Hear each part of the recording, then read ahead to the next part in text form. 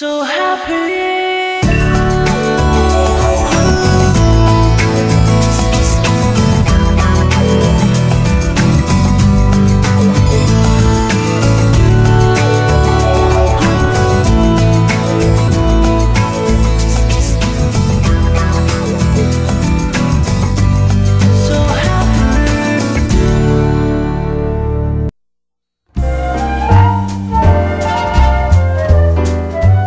우리는 하루하루 치열한 생존 경쟁 속에서 살아가고 있습니다. 따라서 매일매일 엄청난 스트레스를 받습니다. 그러면 이 스트레스는 어디서 오는 걸까요? 외부에서 오는 걸까요? 아닙니다. 바로 내 마음 때문이라고 합니다. 내 마음도 공부해야 할 중요한 과목이라고 말씀하시는 분, 원불교 권도갑 교무를 만나시겠습니다.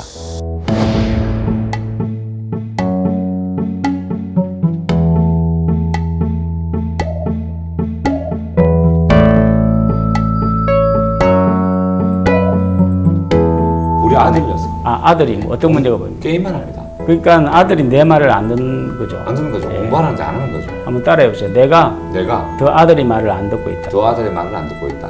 네? 내가 화가 나 지금.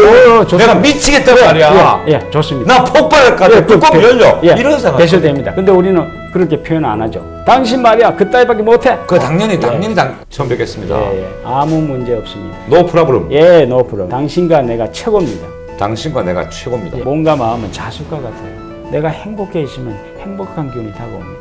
행복한 기운이 이렇게 쇠가루 붙듯이 이렇게 붙어온단 말이죠. 그래 내가 불행해 있고 화가 나 있으면 자꾸 화난 사람들이 찾아와요.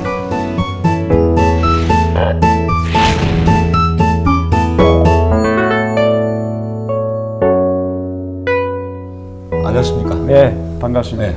권도갑 교무님. 네. 교무님 하니까 제가 아는 교무는 이제 뭐 학창시절 교무실, 예, 대학 때는 교무처장. 예. 이럴 때 교무고 네. 교무가 어떤 직함이십니까? 네. 쉽게 이야기하자면 교회에서 목사님, 예. 스님처럼 예. 원불교에서는 교무라고 그렇게 부릅니다. 오. 예, 성직자 이름. 그럼 상당히 높은 직위. 뭐 높고 낮고보다도 예. 저희 원불교 그 교육자를 교무로 그렇게 통칭하고 있습니다. 예. 지금 그 마음 공부 강사로는 아주 유명하시잖아요. 근데 이제 교무 같으면은 교리를 전파하셔야지. 예. 왜 일반인들에게 마음 공부를 시키시는 거예요? 예. 교화 현장에 오랫동안 근무하고 있었습니다. 근데 이제 요즘은 특별히 교단의 허락을 받고 저희 그 마음 공부 프로그램을 대사회인들을 위해서 이렇게 전하도록 허락을 받고 지금 제가 일을 하고 있습니다. 오늘 저희가 이제 중점적으로 나눌 얘기가 마음 공부예요, 그렇죠? 네. 근데 마음 고생이란 말은 우리가 많이 하는데, 마음 공부라는 말은 잘 안 쓰는 말인데, 어떻게 마음을 어떻게 공부한다는 거예요? 공부한다면 사람들이 부담스러워하죠, 사실은. 사실은. 그런데 마음이 안 들어가는 데가 없죠. 그렇죠. 마음을 가지고 계시죠. 갖고 있습니다. 많은 사람이 가지고 계는데 이 마음을 내 마음대로 할 수가 있습니까? 할 수 있다고요? 예, 있습니까? 없죠. 없죠. 근데 내 마음 나도 몰라. 내가 가지고 있는 것인데도 내 마음대로 하지 못하면서 사람들은 이것을 그냥 당연히 생각합니다. 사실 뭐 그 볼펜 하나라도 내 것을 다른 사람이 막 가지고 있으면 그냥 안 두죠. 막 화를 내는데 내 마음을 다른 사람이 막 그냥 가지고 놀고 내 마음대로 하지 못하고 있으면서도 그냥 아무렇지 않게 살아가고 있다. 근데 교무님 또 역으로 생각하면 마음 공부 안 하고 지금까지 잘 살아왔어요. 살기는. 그렇게 얘기하면 또 예를 들면은 차를 운전하는데 핸들을 왼쪽으로 가려고 하는데 차가 오른쪽으로 간다든지 브레이크를 밟는데 뭐 말을 듣지 않는지 하면 어떻게 하겠습니까? 그럼 통제불능된 차를 버리든지 바로 정비소로 그렇죠. 가지고 고치게 합니다. 그런데 마음이 내 마음대로 되지 않아서 막 갈등하고 아파하고 있는데도 사람들은 이것을 정리하려고 하질 않는다. 그렇습니다. 그냥 사용하고 있다는 게 문제입니다. 그래서 마음 공부가 필요하다. 마음을 공부한다. 그러니까 우리가 학업, 뭐 영어, 수학 네. 공부하듯이 마음도 공부를 해야 한다. 이런 얘기죠. 네, 네. 누구든지 해야 되는 공부입니다. 그런데 마음이라는 게 내 눈에 보이는 것도 아니고 안 보이죠. 예. 정말 내 마음 나도 모르고 어떻게 공부하는 거예요, 마음 공부를? 예. 어느 때 속상하고 화가 나십니까? 한번 예를 들어보죠. 속상하고 화나는 건 뭐 여러 가지가 있지만 네. 한 가지만 내 마음대로 뭐가 잘 안 될 때 예. 그때 가장 속상하잖아요. 뭐 아이들이 공부하라는데 공부를 하지 않을 때 그럴 때 속상한데 사실은 그것 때문에 속상한 게 아닙니다.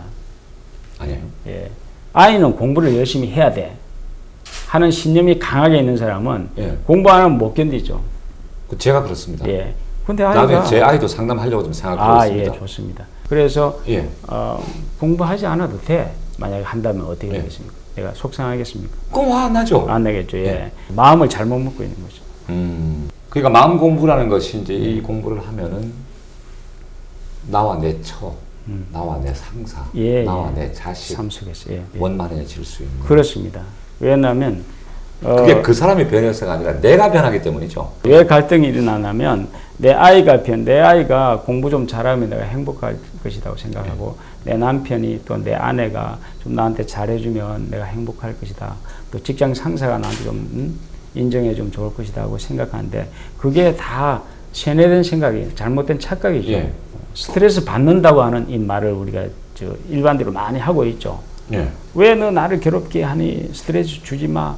이게 전부 다 의식의 착각인데 그것이 착각인 줄 모르고 있죠. 그래서 그것이 착각이다 하는 것을 저희는 자꾸 일깨워 주는 겁니다. 아이가 성적이 떨어지고 아니고에 따라서 내가 행복하고 불행해진다는 것은 내가 아이에게 노예가 되는 거죠. 아이가 내 말 잘 들으면 기분이 좋고 아니면 내가 기분이 추락한다고. 그래서 내 행복은 아이한테 달려있게 되죠. 아이가 어떻든 상관없이 내가 행복해 줄 수가 있는 것입니다. 지금 이 순간에.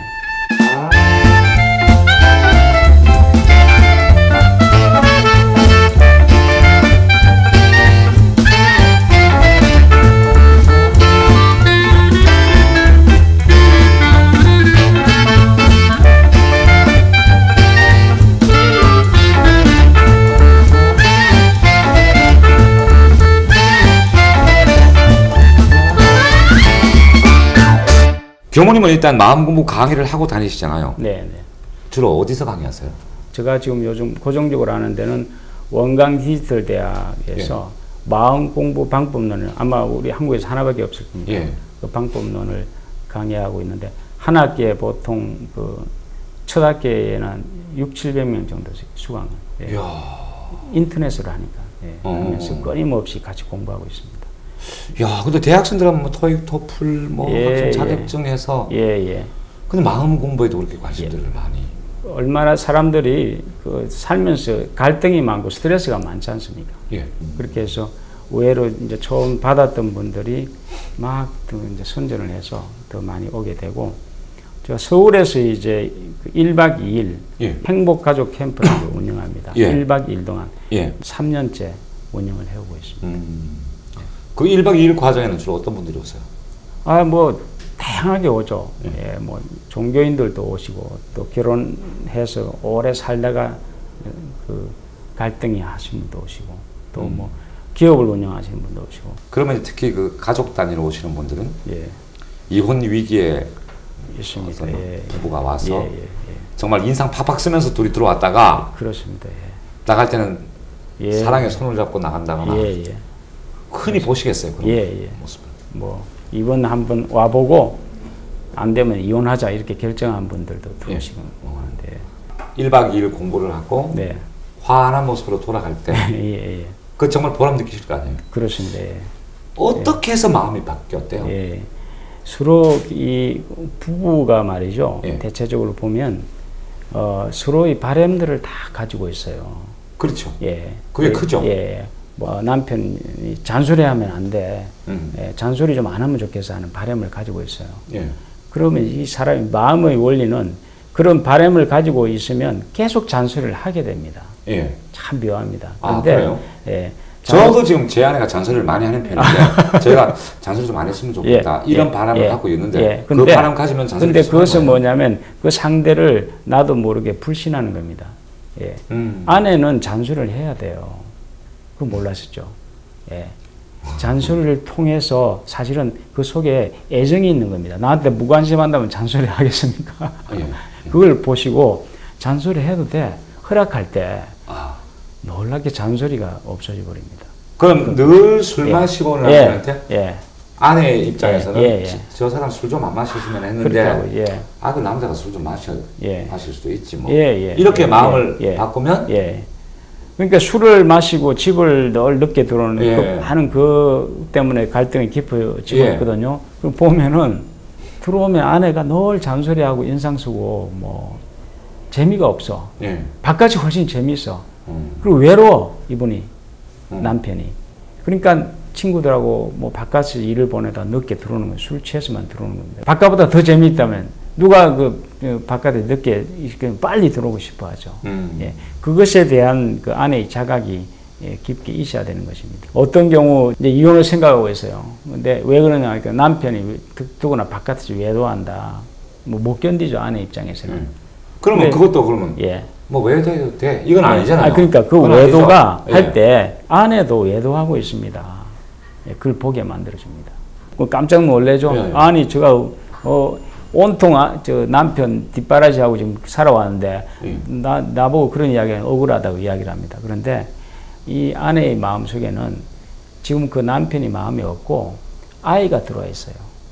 또 옆집 내 친구의 남편 같은 이상적인 남편이 들어와 있고 지금 내 남편은 아니에요. 꼭 미워 싫어 밀치고 있다고. 그게 눈빛과 마음에서 늘 향하고 있으니까 남편이 어디 들어와서 뭔가 마음을 멈출 장수가 없는 거예요. 그러니까 바깥에서 정말 자기를 인정해주고 사랑해주는 어떤 사람이 나타나면 그냥 빠져버리는 거죠.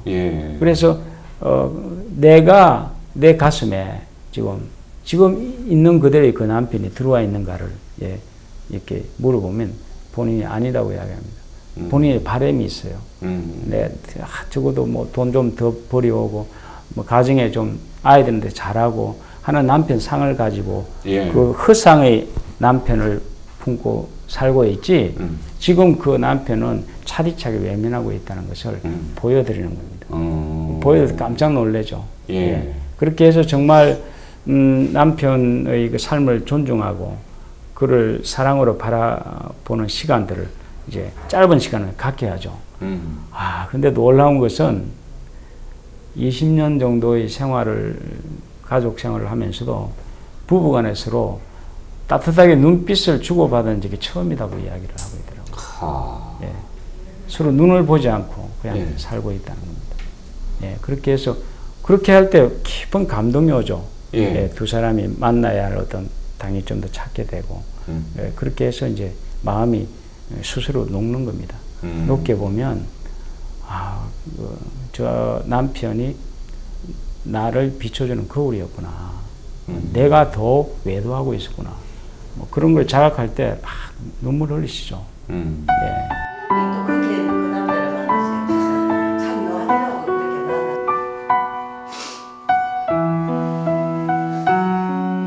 뿌리가 없으니 물기가 올라올 수 없잖아요. 이제 흔하다는 말 늘 삶을 그렇게 살아왔던 제 모습이 보이면서 이렇게 눈물이 났어요. 후회해도 소용없어요. 날 기다리지 마요. 다시 한 번이란 말 하지 말아요. 더 이상 기억조차 없네요. 돌아올 수 그 1박 2일 코스 이제 마음공부 하시면 유효 기간이 얼마나 돼요? 그 많은 분들이 할 때 정말 즐거워하고 기뻐하는데 또 세상을 살다 보면 1박 2일 동안에 하던 방식대로 살면 되는데 예. 또 이제 세상 삶으로 또 바뀌어 들어가지 그러니까. 않습니까? 예, 예. 그럴 때는 또 돌아갈 수밖에 없는 거죠. 근데 이게 정말 나한테 절실하다고 한다면 그 중에 한두 가지는 내가 삶 속에서 자꾸 본인이 이것을 활용해서 재미가 붙으면 하지 말아도 하게 되죠. 그렇게 해서 삶 속에서 계속 할 수 있도록 지도하고 또 어떤 분들은 막 다시 오시죠.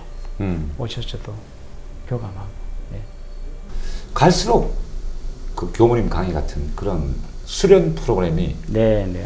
늘고 있는 것 같아요. 그렇습니다, 지금. 그게 우리가 생활이 복잡해지고 예, 복잡해지고. 옛날에 농사만 지을 때는 그러죠. 우리 조상들은 다 농민이었잖아요. 네, 마음이 넉넉했죠. 다. 그럴 때는 이런 예. 스트레스, 이런 별로 복잡한 게 없었죠. 없었겠죠. 예, 예. 그 사회가 복잡해지면서 예.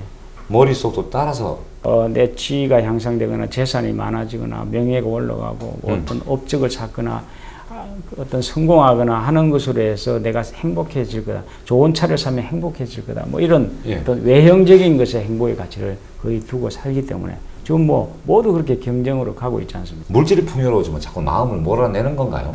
그러니까 물질이 풍요로워질수록 예. 마음도 더 풍요로워지면 그 예. 물질을 뭐 더 잘 활용할 수가 있죠. 그런데 물질 풍요에만 예. 온 정성을 쏟고 자기 마음에 대해서는 무관심해지다 보니까 이제 물질이 노예가 되는 거죠. 편안하게 한번 숨을 한번 쉬어보십시오. 숨을 깊게 들이쉬다가 편안하게 쉬어서 저를 한번 흐뭇하게 한번 바라보십시오. 그럼 뭐 편안하시죠? 아무것도 가진 것도 없어도 그렇게 하면 내가 마음이 행복하면 자꾸 행복한 일이 일어나게 됩니다. 이게 요즘 그 끌어당김의 법칙, 시크릿에서도 그 이야기를 많이 하고 있죠. 내가 막 불안해하고 속상해하고 화가 나면 계속 일들이 꼬이게 되고 막 사고가 일어나고 어려운 일들이 일어나는데 그걸 모르죠. 제가 몸이 컨디션 좋고 제가 막 기분 좋을 때는 그렇습니다. 세상 사람이 다 사랑스러워요. 그렇습니다. 근데 제가 뭐가 안 좋은 일이 있으면 예. 누가 시비 걸면 예. 해봐라. 예, 이렇게 예. 자꾸 사람이 변해가지고. 그렇습니다. 예. 그래서 저희 이거 캠프에서는 자기 가치를, 자기 점수를 모두 최고의 점수를 주라고 합니다. 예. 100점 만점에 자신을 몇 점 주겠습니까? 저는 저한테 50점도 못 줍니다. 그러니까 하는 사람들이 내가 50점 주면 예. 내가 50점 인생밖에 못 살게 됩니다. 100점을 줘야 됩니다. 내가 주면 100점 인생이 나타나게 되고 예. 다른 사람도 아무 조건 없이 100점을 줄 수가 있습니다. 그렇죠. 내가 100점이면 저 우리 PD 100점 줄 수 있습니다. 제가 100점이면 내가 50점이면 52점밖에 못 줍니다. 예. 49점밖에 안 주죠. 나보다 조금 높으면 안 돼요. 아, 그래요? 그렇게 주게 된다고. 예. 그래서 그러고는 사람들이 이 50점을 가지고 다른 걸 가지고 채우려고 해요. 뭐 업적과 불가능한 건데 그게 가고 있다고요. 그리고 다른 사람이 인정하지 않게 되고. 마음 공부의 기초는 생각의 전환이 참 중요해요. 예, 전환이고 왕쌤 가족을 한번 보십시오. 내가 생각하는 문제점을 한 가지만 이야기해 보십시오. 우리 집에서 예. 우리 아들이어서 아들이 뭐 어떤 문제가 보입니까? 게임만 합니다. 예. 그래서 맨 그걸로 야단치고 그걸로 집안 분위기가 안 좋아집니다. 그러니까 아들이 내 말을 안 듣는 거죠. 안 듣는 거죠. 공부하는데 안 하는 거죠. 근데 내가 한번 따라해 보세요. 내가 더 아들이 말을 안 듣고 있다. 더 아들의 말을 안 듣고 있다. 예? 내가 아들이 말을 더 안 듣고 있다. 근데 어쨌거나 마음을 바꿔 먹거나 어쨌거나 결과적으로는 애가 공부를 좀 해야 되는 거 아니겠습니까? 그러니까 아이한테 정말 자존감을 심어주고 자신감을 심어줘 스스로 하도록 만들어줘야 되는데 그냥 하라는 결과적인 공부만 이렇게 하는 것은 네가 공부 잘하면 내가 좀 대접받고 다른 사람한테도 좀 창피하지 않고 나를 위해서 좀 공부해달라고 하는 것이 오히려 진솔한 마음의 소리예요. 근데 부모님은 항상 말은 그렇게 하잖아요. 예. 너의 행복 때문에. 그러니까 그게 이제 아이는 거짓말이라는 걸 알죠. 내가 그렇게 주장하고 있는 것은 공부를 제대로 해야 아이는 성공한다는 내 신념이 굳게 가지고 있는 거예요. 그렇죠. 근데 한번 보십시오. 공부하고 세상 성공하고 이퀄 됩니까? 아니에요. 아닙니다. 알면서도 하고 있다. 그건 뭐냐면 내 아픔이 내가 그 강요하고 있는 한 아이는 끊임없이 반항할 것입니다. 교무님은 아주 누굴 미워해 본 적 있을 수 있잖아요. 있습니다. 많이 있었죠. 예를 들면은 제가 이제 직장 생활을 출가하기 전에 했습니다. 했는데 바로 위에 과장님이 업적도 좋고 이게 좋은데 나중에 1년에 고가를 보니까 다른 사람이 훨씬 점수가 저 점수가 낮더라고요. 예. 그렇게 해서 한동안 오랫동안 아이고 이 세상 참 부조리하구나. 이럴 수가 있는가. 뭐 누가 봐도 내가 올라가야 되는데 엉뚱한 사람이 탁 올라가고. 예. 근데 나중에 이제 제가 마음의 원리를 통해서 제가 발견한 것이 그겁니다. 제가 그 과장님을 마음속으로 경멸하고 있었어요. 예. 근데 한번 생각해 보시죠. 저도 바꾸어서 내가 데리고 있는 사람이 나를 경멸하면 그가 일을 아무리 잘해도 좋게 이뻐 보이지 않죠. 예. 예. 그래서 그걸 딱 보고 나니까 그분한테 그동안 내가 미워했던 마음이 너무 죄송하고 아무리 뭐 업적이 좋다 뭐 잘한다고 해도 그게 인정받지 못한 건 당연했구나. 그런 사람들이 살아오면서 억울했던 일들을 다 돌아보니까 하나하나 다 보면은 원인이 나한테 있지 상대한테 있지 않다는 것을 보게 되니까 근원적으로 탁 녹아나는 겁니다. 과거 우리가 살면서 매듭이 많지 않습니까? 예. 싫은 사람이 있고 꼴보기 싫은 사람 다 있다고. 근데 다 풀리죠.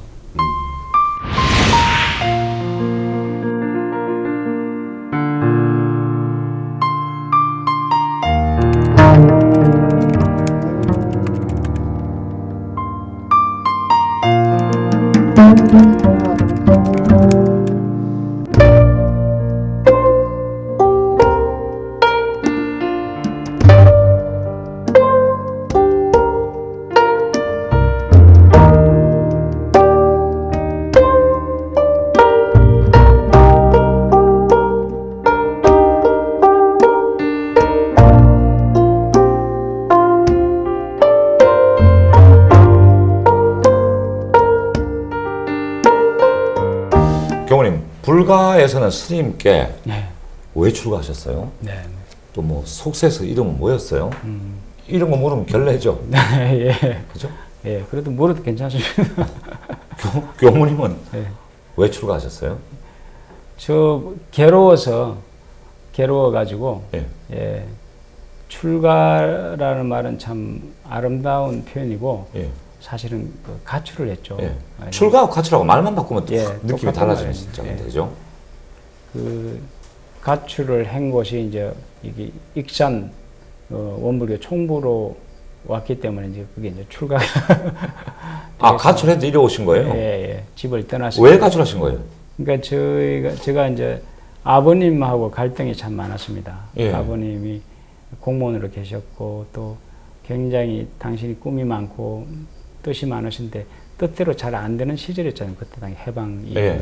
그러니까 늘 화가 많이 내셨어요. 예. 그리고 아버지 말이 뭐 법이었죠. 무조건 따라야 되는 거. 그것이 저는 이제 계속 쌓였던 것 같아요. 뭐 반발을 못 하니까 쌓여가지고 어느 날 제가 이제 그러니까 부작한 갈등이에요, 그죠? 예. 갈등하겠습니다. 그래서 출가를 이제 군에 갔다가 이제 마음을 딱 정리하고 이제 출가를 하겠다고 말씀을 드리니까 그 냉정하다고 생각했던 아버지가 펑펑 우시더라고. 예. 저 집을 나가겠습니다. 예, 했더니. 그래서 제가 마음이 확 없어져 버렸어요. 아, 이거 안 되겠구나. 그동안의 아버지에 대한 그 생각이 확 달라졌겠네요. 예. 그래서 이제 예. 직장 생활을 좀 해서 좀 아버님께 효 좀 하고 좀 나중에 뜻이 나면 가겠다고 이제 옷을 만들어서 외국에 판매하는 회사에 갔습니다. 그 옛날 뭐 그 회사는 뭐 아침 일찍부터 늦게까지 그 수출 현장이라는 것은 뭐 온신을 다해서 근무하지 않습니까? 그런데 매일 사람의 옷, 뭐 디자인, 뭐 어떤 단추 색깔, 뭐 이것만 보고 있으니까 6개월 내지 7개월 지나니까 어느 날 말이죠. 사람이 안 보고 친구를 만났는데 사람이 안 보고 옷만 보이는 거예요. 아니, 제가 막 겁이 팍 나더라고. 예. 야, 내가 이렇게 생활해가지고는 나를 잊어버리겠구나. 그래서 이제 출장 간다고 하고 보따리를 사고는 이제. 몇 살 때예요? 그게 이제 29. 부모님들이 사흘을 오셨다고 그래요. 근데 왜 출가를 생각하셨어요? 그러니까 다른 방법도 찾을 수가 있는데. 그러니까 제가 이제 그동안 그 청년의 학생회를 원불교를 다녔습니다. 그래서 그럼 이제 마음 공부를 하고 나서는 네. 출가는 하셨지만 예. 속세는 아버지가 계시니까 네. 뭔가 이제 아버지를 대할 때라거나 뭔가 생각을 해도 마음이 달라져야 되는데 예. 달라졌습니까? 제가 이제 아버님께 정말 그 용서와 참회의 편지를 올렸죠. 예. 올리고 아버님이 정말 오늘 저를 있게 해준 원인이시다는 것을 말씀을 드렸어요. 예. 그렇게 해서 이제 오랜만에 아버님을 찾아뵈서 보통 찾아뵈면 잘 저를 쳐다보지도 않으시고 왜 뭐 저를 집도 떠나고 하니까 그렇게 하셨는데 제가 그 마음을 완전히 열고 뵈러 갔더니 아버님이 너무 따뜻한 얼굴로 저를 맞이하는 거예요. 그래서 놀래가지고 저희 어머님 저 동생한테 야 아버지가 변했다 그렇게 이야기했습니다. 그 말을 하는 순간에 예. 땅 저 머리를 치는 것이 변한 건 제가 변한 겁니다. 예. 그래서 저는 30년을 살면서 늘 아버님을 못마땅하게 쳐다봤습니다. 예. 근데 한번 생각해 보세요. 저도 이제 결혼하고 나서 나중에 알았는데 내 아들이 나를 늘 못마땅하게 바라봤다면 제가 얼마나 괴로웠겠는가. 그럼요. 출가한 삶은 예. 한번 내가 되돌아보면 예. 내가 출가하길 잘했다. 예, 지금 그 후에 이제 제가 마음이 많이 깨어나고 열릴 때는 괜찮은데 그 전에는 굉장히 또 아픔과 고통이. 예. 왜냐면 제가 가지고 있는 기대로 사람을 보니까 어떻게 저런 사람이 출가할 수 있어. 뭐. 그러면 그런 마음이 들면서 마음 공부를 시작한 거예요. 예. 그렇게 해서 이제 차츰차츰 이제 깨어나는 공부를. 그 교무님의 마음 공부는 완전 독창적인 거예요? 아니면 많은 그 어떤 수행법 중에서? 뭐 많은 그동안의 수행들을 예. 통해서 조금 그 하나씩 진일보, 예. 더 구체적인 방법을 이렇게 내놓은 거지, 원형은 다 이미 다 깨친 분들이 말씀하신 내용이죠.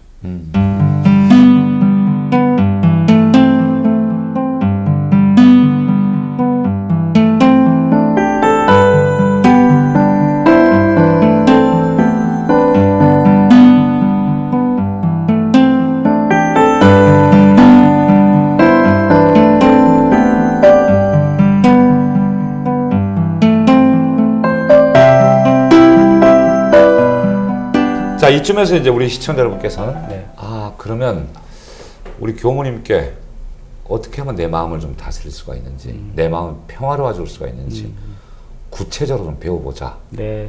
이런 마음이 드실 거예요. 네. 그래서 제가 구체적 예를 몇 가지 드릴 테니까 그때 상황별로 그렇습니다. 답을 좀 해주시면 감사하겠습니다. 예. 흔히 막 우라가 치밀 때 있잖아요. 그렇습니다. 예. 막 분통이 터져서 참지 못하고 막 예. 화병 날 것 같을 때. 예. 그럴 때는 어떻게 해요? 그러니까 지금 우리가 그 화를 내는 것은 나쁘다는 신념을 너무 가지고 있습니다. 예. 사람들이. 나쁘다고 생각하죠. 예. 저도 그랬습니다. 화낸 사람 보면 비인격자라고 생각을 해요. 그렇죠. 화사수 내는 사람 보면 그 누가 좋아합니까? 예를 들면은 막 그 어떤 사람이 약속을 어겼을 때 내가 막 화가 났지 않습니까? 그러면 약속은 반드시 지켜야 된다고 하는 내 신념을 내가 가지고 있다고요. 근데 그 나쁜 신념은 아니잖아요. 예? 그 신념이 나쁜 신념은 그러니까 아니잖아요. 좋다 나쁘다는 아닌데 그 신념을 가지고 있으면 누가 약속을 어기면 내가 화가 나는 겁니다. 그래서 그때 화가 났을 때 그 사람이 나를 화가 나는 것이 아니고 내가 가지고 있는 신념 때문에 난다는 자각을 할 수 있어야 됩니다. 그런데 그것을 모르기 때문에 우리는 이 화를 참죠. 절제하고. 참지 마요? 예, 그렇습니다. 화는 그대로 표현을 할 수 있어야 되고 분노나 두려움이나 불쾌함 이런 것은 그 몸의 그 배설하는 것과 똑같습니다. 배소변은 우리가 배설을 하죠. 그러면 잘 배설하는 건 좋은 것입니까, 나쁜 것입니까? 좋은 것이죠. 그렇죠. 참으면 어떻겠습니까? 참으면 병되죠. 병되죠. 사람 죽죠.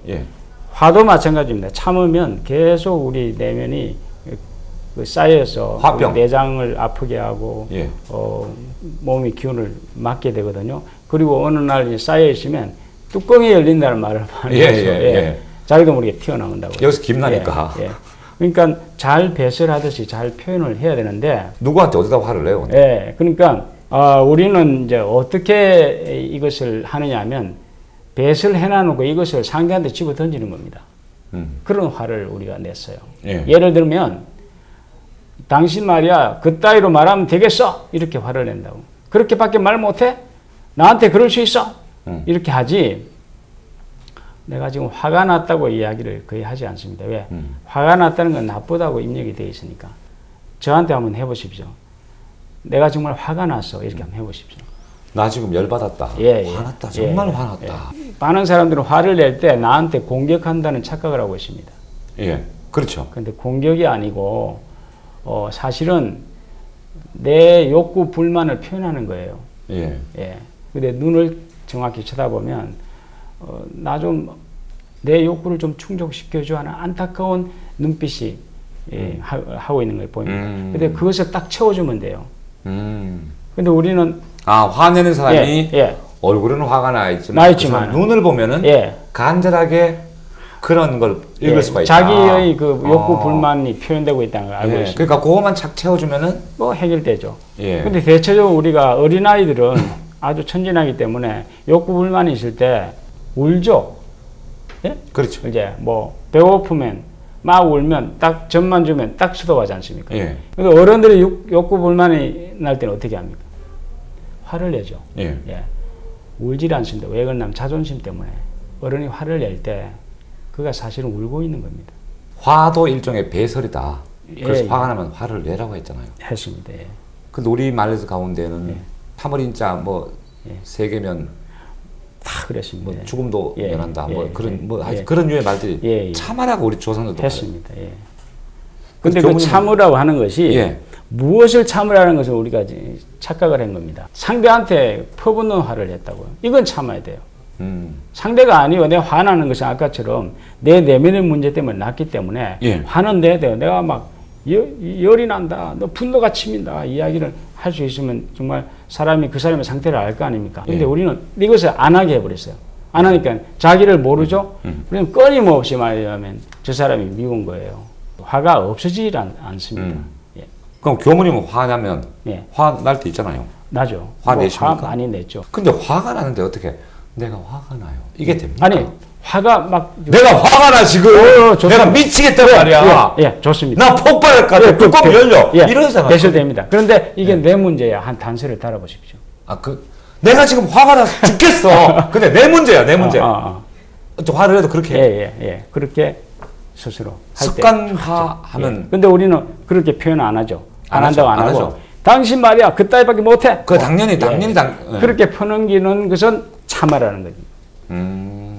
화를 내는 방법이 차이죠. 진솔하게 내가 화를 내는 것은 너무 내 가슴을 보여주는 겁니다. 상대도 나를 믿게 되죠. 근데 화가 나는데도 우리는 그냥 빈 것이 웃도록 하고 참도록 만들었습니다. 그건 뭡니까? 윗선이죠. 그러면 같이 마음을 나눌 수가 없게 됩니다. 근데 이제 교무님 말씀을 충분히 이해는 합니다. 사람이 화가 나 있으면 머리도 막 혼란해지잖아요. 그렇습니다. 그렇잖아요. 막 생각도 막 엉겨버리는데 그런 상황에서 어떻게 나를 돌아보고 그게 쉽지 않잖아요. 많습니다.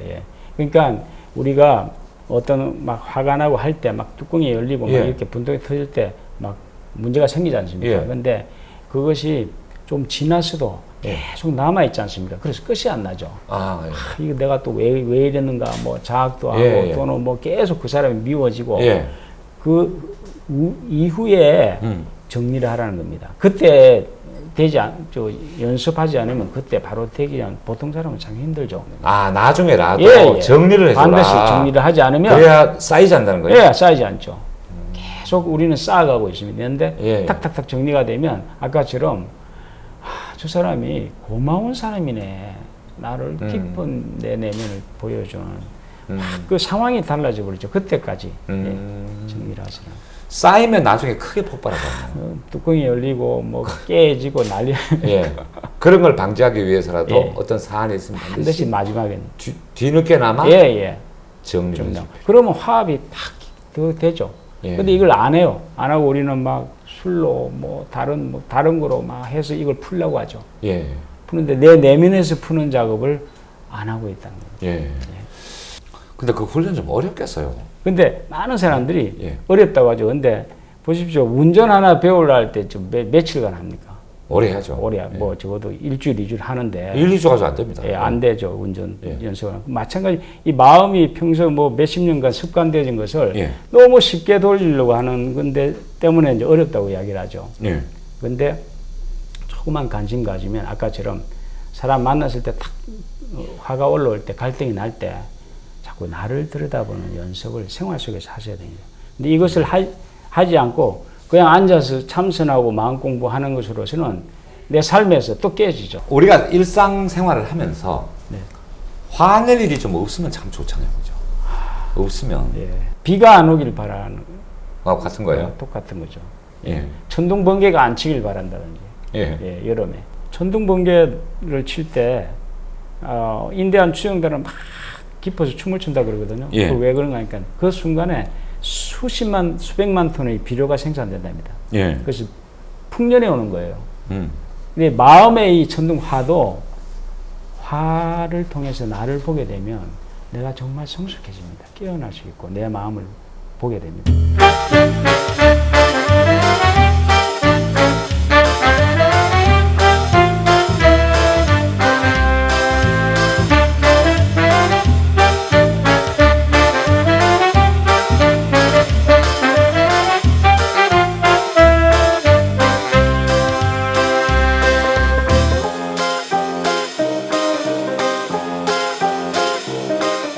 주로 이제 인간관계에서의 어떤 그 매듭을 푸는 법을 좀 말씀을 해주셨어요. 일이 잘 안 풀릴 때는 어떻게 해야 됩니까? 그 일 자체도 아까처럼 내가 어떤 마음으로 하느냐에 따라서 일이 전혀 달라집니다. 우리 이 몸과 마음은 자석과 같아요. 같아가지고 내가 행복해 있으면 행복한 기운이 다가옵니다. 그래서 내가 어떤 일을 하기 전에 잠깐만요. 그 말씀 참 좋네요. 내 몸은 자석과 같아서 내가 행복하면 행복한 기운이 이렇게 쇠가루 붙듯이 이렇게 붙어온단 말이죠. 그래 내가 불행했고 화가 나 있으면 자꾸 화난 사람들이 찾아와요. 그걸 자꾸 한번 보십시오. 그 근거 있습니까? 그건 직접 이제 체험해 보셔야죠. 삶 속에 그동안 한번 돌아오면서 한번 보십시오. 내가 이 어느 회의상에 인상을 팍 쓰고 한번 들어가 보십시오. 분위기가 싸늘합니다. 근데 막 웃으면서 행복해 한 사람이 있으면 사람이 다 같이 행복해지는 겁니다. 마찬가지죠. 그 말씀은 제가 어록에 남기겠습니다. 정말 참 와닿는 얘기네요. 그러니까 내 몸은 자석과 같다. 어떤 일을 하기 전에 먼저 막 행복한 마음을 가지고 일을 하게 되면 아이들도 저희가 성적을 껑충 뛰어오르게 하는 비결이 있어요. 뭡니까? 그거 귀가 솔깃합니다. 아이들 하기 전에 먼저 행복하게 공부를 하도록 행복한 마음을 갖도록 만들어주는 겁니다. 그런데 그이가 억지로 앉아 있습니다. 되게 그렇습니다. 공부해! 안 해? 해! 그러면 이게 읽어도 머리에 들어오질 않아요. 멍하게 보고 있는 거고 행복한 마음으로 공부를 하면 시험 때 그게 생각이 나요. 그런데 우리가 시험을 치는데 분명히 아는데 생각이 안 난다고. 그런 거 있죠. 그것은 마음은 내가 행복하지 않을 때 외운 것은 시험 때 생각이 안 납니다. 거기서 성적 차이가 20, 30% 납니다. 근데 이제 내 몸은 자석과 같아서 내가 좋은 마음 가지면 좋은 기운이 붙듯이 내 사업체도 자석과 같아서 세상 돈이 막 붙어주면 참 좋습니다. 좋은데 안 붙는 경우 그런 스트레스는 그러니까 어떻게 하는 것은 상관하지 말고 지금 사업을 하시는 사장님의 마음이 어떤 마음입니까? 어떤 마음을 그것도 마음으로 풀리는 거예요? 내가 이 사업이 정말 내가 하고 싶어서 하고 이 상품을 사용하는 사람들이 행복한 걸 생각하면서 기분 좋게 만들면 자꾸 그런 인연들이 모여듭니다. 그런데 욕심으로 내가 막 돈에 욕심이 나서 막 물건을 만든다든지 화가 나 있다든지 내 평소에 이렇게 하면 이 물건이 그 화가 들어가게 됩니다. 참 묘합니다. 그래요? 이 컵은 화가 들어있습니까? 안 들어있습니까? 지금 아주 행복한 기분인데 그래서 저희가 부부 싸움을 하고 나서는 대체적으로 외식을 하라고 권합니다. 왜 그러냐면 부부 싸움을 해서 아내가 남편이 미워 죽겠어. 그런 마음으로 밥을 하면요. 이 밥이 안에 그 미운 마음이 들어가가지고 남편이 그걸 먹고 거의 설사랍니다. 배탈이 납니다. 그걸 경험해 보셨는가 모르겠는데. 우리가 흔히 왜 약을 다릴 때는 예. 정말 다른 사람의 정성이 약도 그렇고 음식도 그렇고. 그러니까 음식도 예.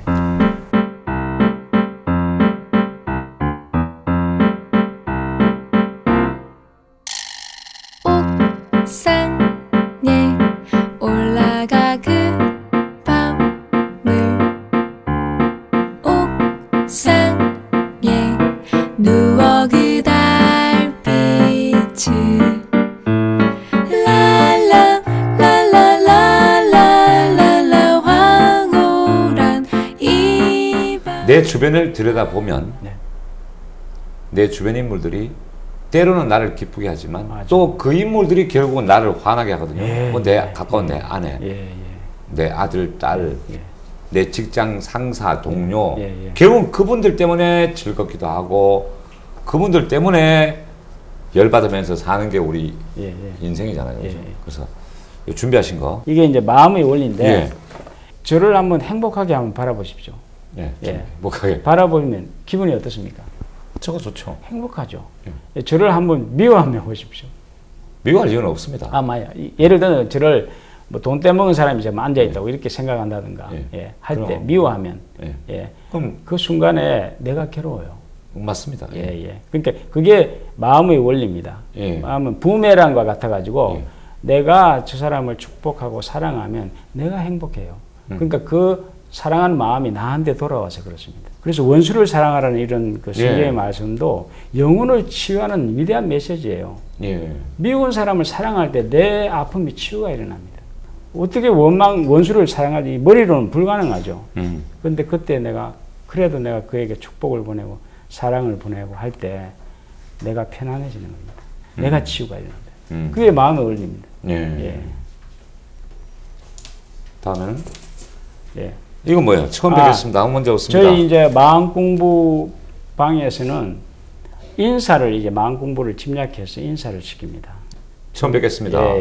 아무 문제 없습니다. 아무 문제 없습니다. No problem. no problem. 당신과 내가 최고입니다. 당신과 내가 최고입니다. 누구를 만나든지.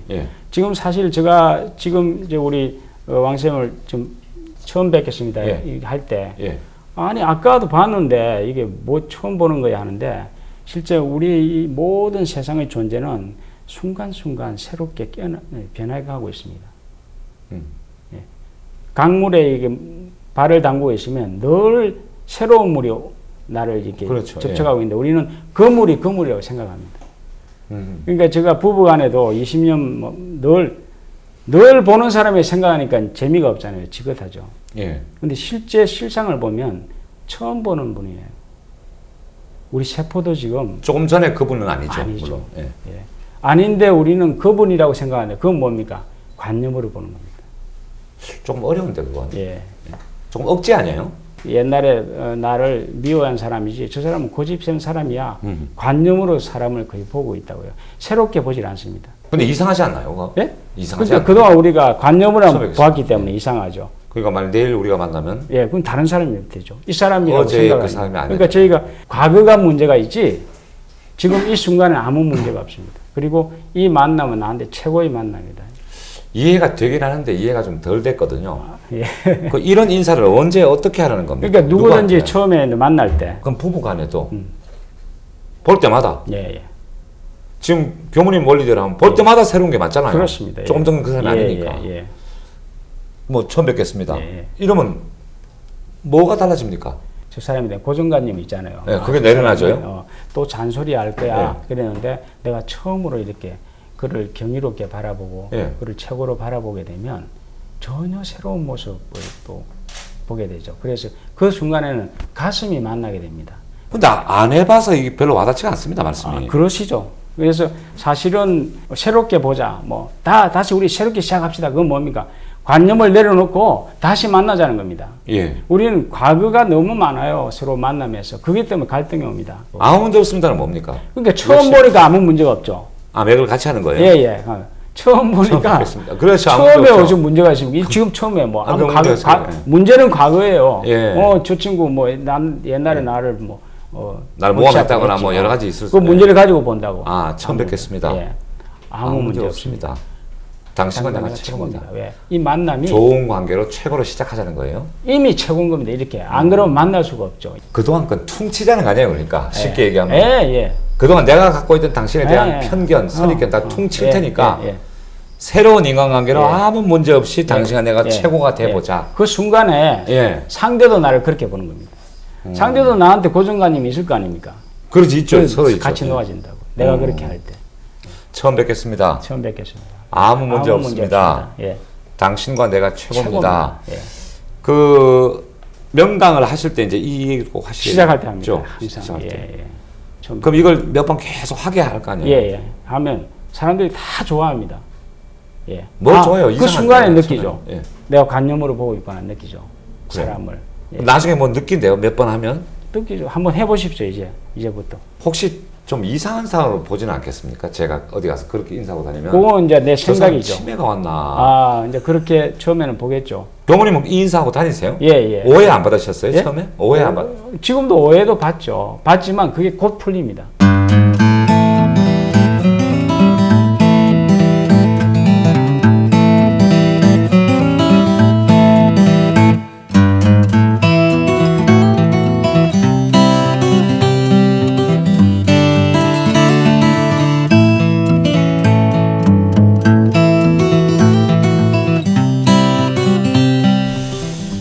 근데 교무님의 말씀을 쭉 들으면서 공감은 하는데 충분히 공감은 하는데 너무 내 탓으로만 모는 게 아닌가. 좀 그런 생각도 드네요. 그러죠. 억울하죠. 왜 모든 걸 나를 돌아보고 내 잘못을 인정하고 왜 꼭 그래야만 하는가. 그게 이제 말하자면 문제의 실마리를 푸는 겁니다.